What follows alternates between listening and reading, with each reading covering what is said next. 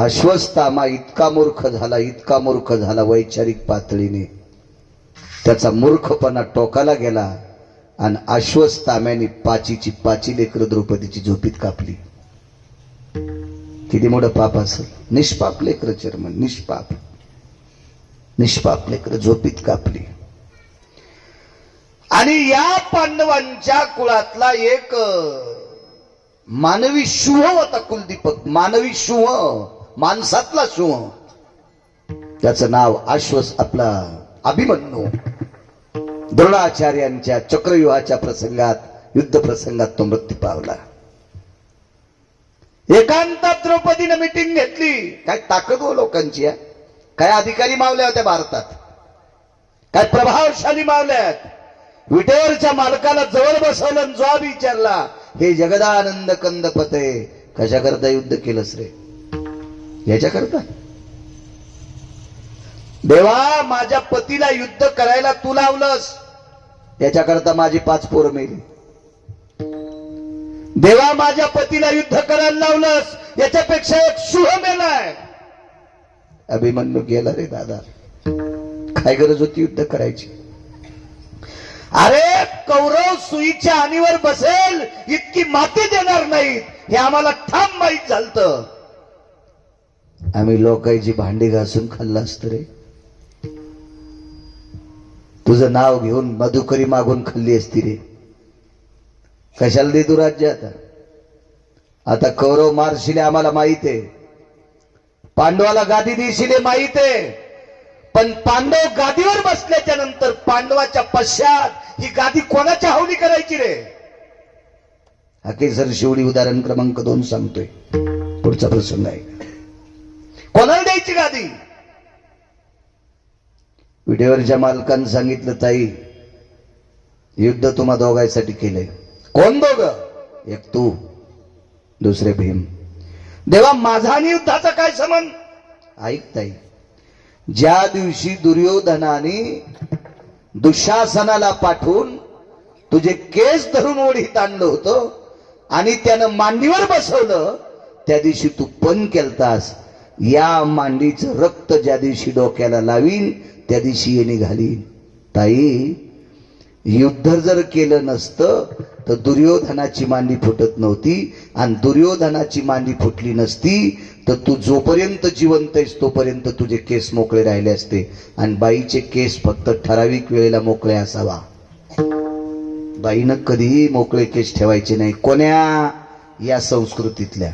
बाकीच्या इचकायची आपली काय लायकी, आपली पात्रता नाही, आपली योग्यता नाही, आपलं ते ज्ञान नाही, आणि हा संप्रदाय सांगत नाही. बाकीच्या काय गरज आहे?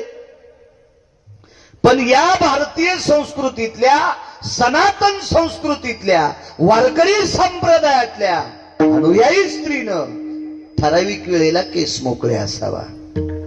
नवरात्रीत आपण जगदंबा उत्सव साजरा करतो, तर नवरात्रीमध्ये काही लोक त्या जगदंबेला, त्या प्रतिमेला मोकळे केस सोडते. चुकीची प्रणाली आहे. जगदंबा केस मोकळे कधी सोडित होती माहितीये का? हराम खोरायला हाणताना, युद्ध करत असताना जगदंबेचे केस मोकळे असावा. एरवी जगदंबेचे केस कधीच मोकळे नसावे. वज्रेश्वरी, कामेश्वरी, प्राणेश्वरी, विमला, कमला, दुर्गा, कोणाची नाव आहे, कधी नाही मोकळे ठेवले केस, फक्त युद्ध करताना. या भारतीय संस्कृतीतल्या पवित्र स्त्रीचे केस 4 दिवस मोकळे असावा, रजस्वाला असताना. कुंखाच्या करंड्याला हात लावायचा नाही. आरसा एखाद्या अडचणीत असतो तिथं शिवायचं नाही, म्हणून मोकळे असावा. अजून 4 प्रसंगातला एक प्रसंग सांगतो. आपल्याकडे संस्कृतीमध्ये भावकीतला माणूस जर गेला तर 10व्या दिवशी सुतक फेडायला एका विशिष्ट प्रकारच्या नदीवर किंवा गंगेवर जात असतात, आणि तिथं सुतक फेडत त्या दिवशी घरापर्यंत येईस तर केस मोकळे असले तरी चालते. एरवी केस मोकळे ठेवायचे नाही. अजून 2 ठिकाणी मोकळे ठेवते, पण त्याला पुराणात आधार नाही, अंगात आल्यावर. पण त्याला पुराणाचा आधार नाही, शास्त्राचा आधार नाही, वेदाचा आधार नाही, ऋषीमुनींचा आधार नाही. तिथे केस मोकळे सोडतात. का सोडत असताल देव जाणे बाबा. पण स्त्रीने केस मोकळे सोडू नये. ताई, तू तर पण केलता, ज्या दिवशी रक्त मांडोक्याला लाईन, आंघोळ करीन नाहीन, त्या दिवशी केस बांधीन, याच्याकरता युद्ध करावं लागलं. आणि भीमाने एक पण केलता, ज्या मांडीवर माझी धर्मपत्नी बसली ती मांडी एके दिवशी फोडणार आणि त्या मांडीचं रक्त घाटाघाटा प्याणार, असं म्हणलं असेल का भीम? भागवतकारांनी वाचून सांगितलं पाहिजे, कॅशेट उघडल्यावानी नाही केलं पाहिजे. कारण पांडव माळकरी होते आणि माळकरी माणसं हरामखोराचं रक्त कसं पेतील? भीमाचा पण होता, यती जन्नू जंघा ललाट प्रपटले शिमतिलकोती जायते. ज्या मांडीवर एक पवित्र स्त्री नालायकानं पापात्मक वासनेनं बसवली, ही मांडी एके दिवशी फोडणार आणि त्या मांडीतून निघालेल्या रक्ताचा तिलक लावणार, समुद्र स्नान करणार आणि तिथून पुढे गंध लावायला सुरुवात. भीमा, अविरत जर तुम्ही पांढऱ्या कपाळाचे राहिले असता याची लाज मला होती. माझी बहीण केस मोकळे सोडलेली असती याची लाज मला होती. याच्याकरता युद्ध केलंय. दादा, या दोन गोष्टीची लाज सांभाळण्यासाठी युद्ध केलं आणि आता खुर्ची बसायला कोणी गेला ना आमचा दिवाळी झून. तुम्हाला एक सांगू का, वाऱ्यामध्ये बुड झाडाचं मोडलेलं कितीतरी उत्तम, पण वाऱ्यामध्ये झाडाच्या सगळ्यात जर फांद्या उडून गेल्या आणि चर्मन बुड जर शिल्लक राहिलं तर बुडाला दुःख असते. बुड या शब्दाचा अर्थ बाप आणि फांद्या या शब्दाचा अर्थ लेकर. लेकर गेल्यावर बापाला आनंद असतो का? बुडाला किडा लागला सगळे जातील, पण फांद्याला किडा लागल्यावर, फांद्या गेल्यावर बुड निस्तर राहिल्यावर काय कामाचं? देवा, काय करायची रे आम्हाला गादी? ताई, काळजी करू नकोस. 4.5 महिन्याचा गर्भ तुझ्या एका सुनबाईच्या पोटात आहे, तिचं नाव आहे उत्तरा. तिचा झालेला मुलगा या गादीवर बसेल. गुप्तचर बाजूलाच होता. लगेच दुर्योधनाच्या कानात फोन, राजकुमार, अश्वत्थाम्याने 5 मारली. अश्वत्थामा किती नालायक मी म्हणत नाही, देहूतले मालक म्हणतात. तुका म्हणे अंगी राखिली दुर्गंधी, तुका म्हणे अंगी राखिली दुर्गंधी, तुका म्हणे अंगी राखिली दुर्गंधी. अश्वत्थामावती पांडव पुत्र, अश्वत्थामावती पांडव पुत्र, अश्वत्थामावती पांडव पुत्र. तुका म्हणे अंगी राखिली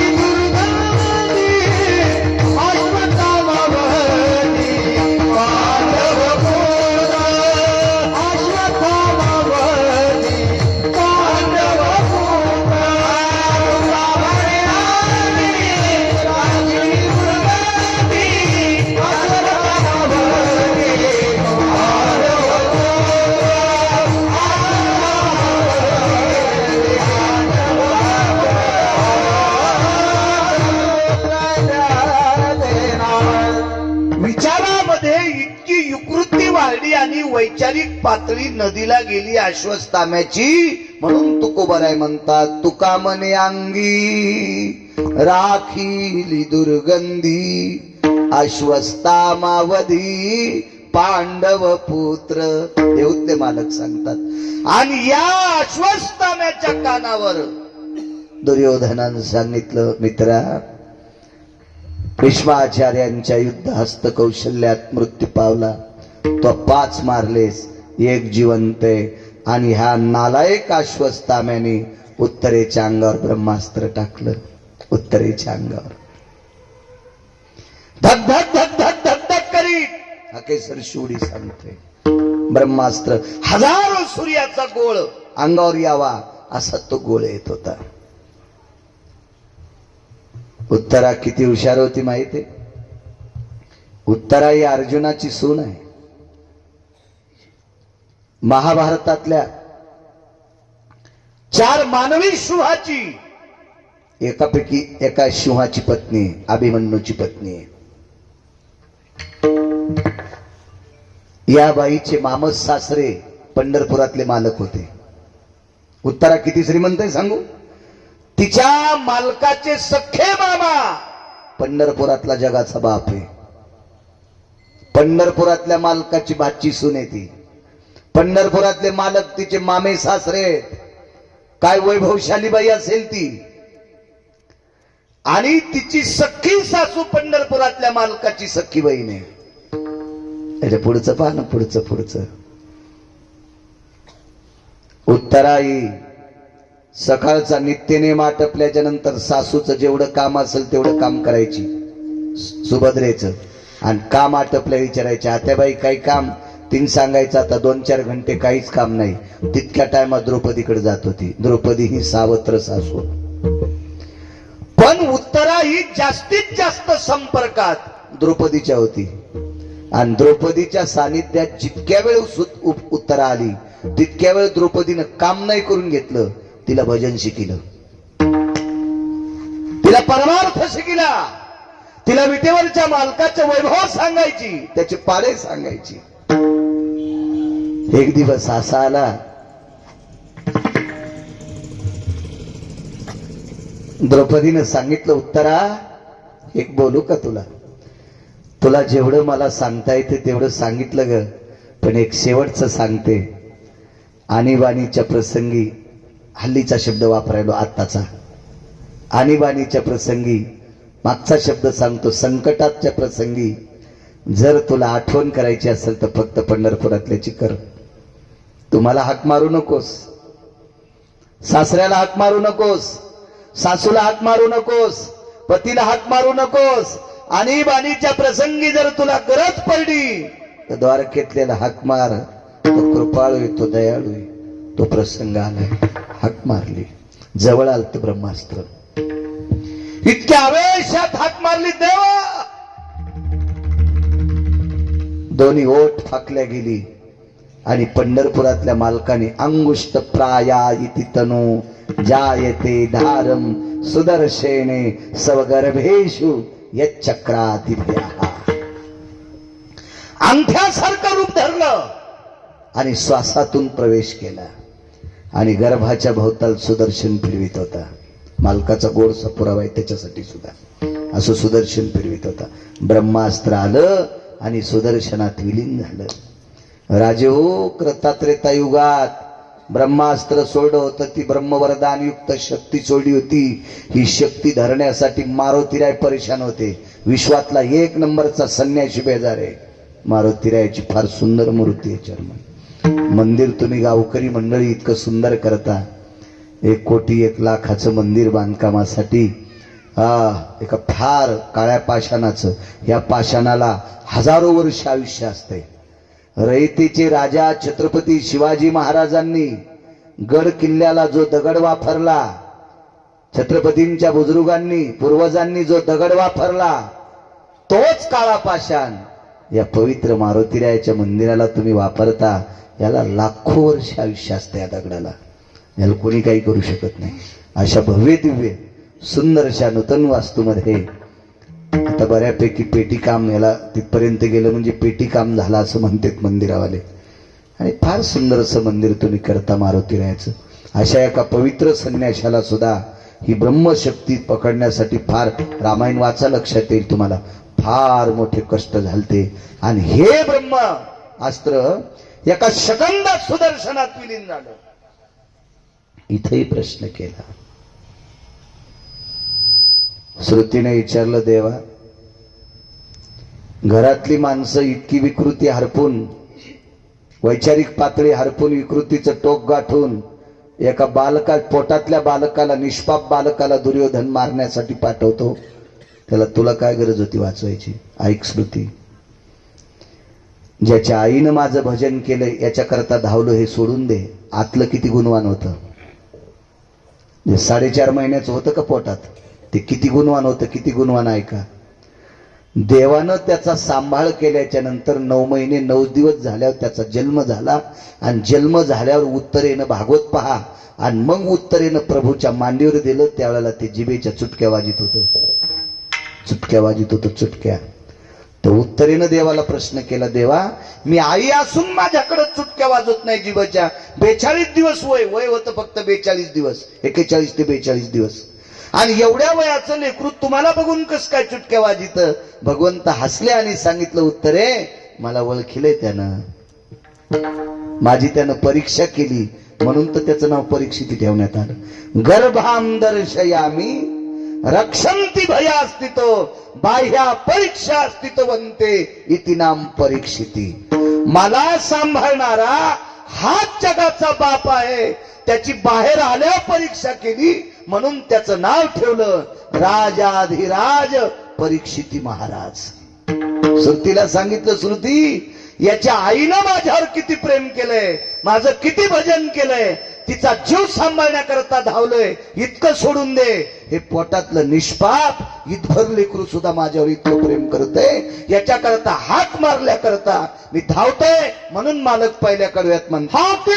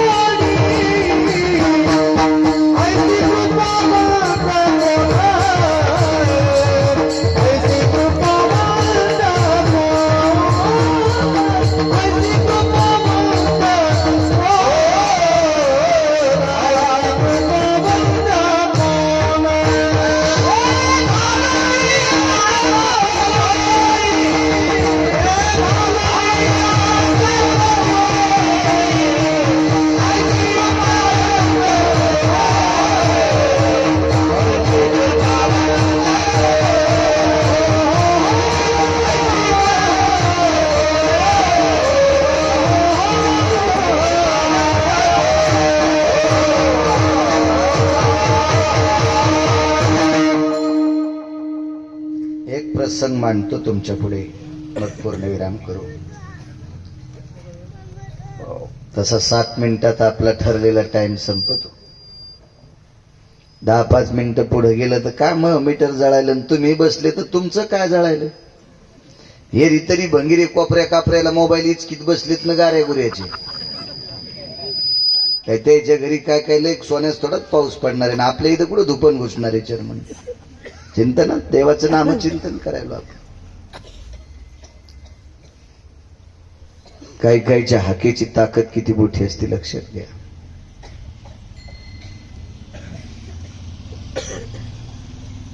गांधारी ही चिखलाच्या हत्तीवर बसून आल्या. गांधारीला साधं म्हणायचं नाही बरं. गांधारी फार अधिकारी स्त्रियांच्या यादीत आहे. गांधारी सामान्य आहे का गांधारी? गांधारीनं चेअरमन शाप द्याल्यावर पंढरपुरातले सगळे पंढरपुरातल्या मालकाचे पोरं मेले. एकच वाचलं फक्त, एकच. त्याचं नाव होतं वज्र.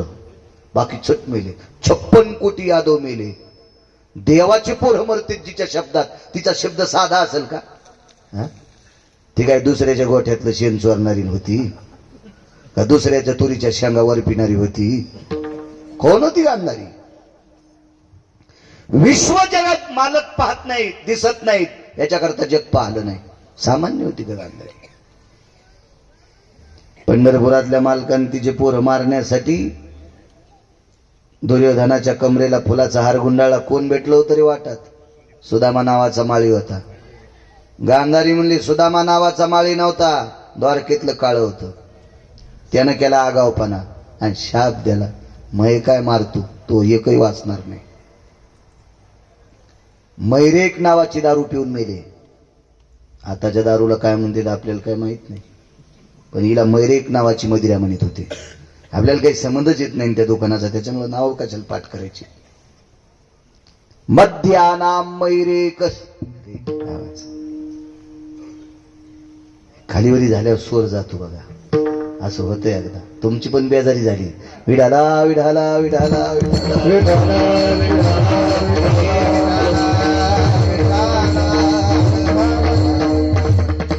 तुझ्यासारख्याची बेजारी तर आम्हाला तर काहीच अक्कल नाही स्वराची. नाही नाही